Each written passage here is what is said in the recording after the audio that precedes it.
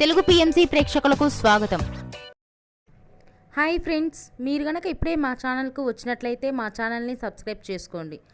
Subscribe చేయడంతో పాటు పక్కనే ఉన్న బెల్ ఐకాన్ని క్లిక్ చేయండి.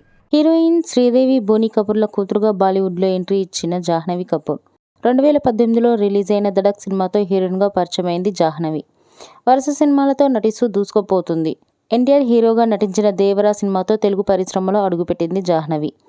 తన చక్కటి అందంతో ప్రేక్షకులను బాగా ఆకట్టుకుంటుంది. తాజాగా జాహ్నవి తన లేటెస్ట్ ఫొటోస్ని అభిమానులతో పంచుకుంది. ఆ ఫొటోస్ని మనం కూడా చూసేద్దాం.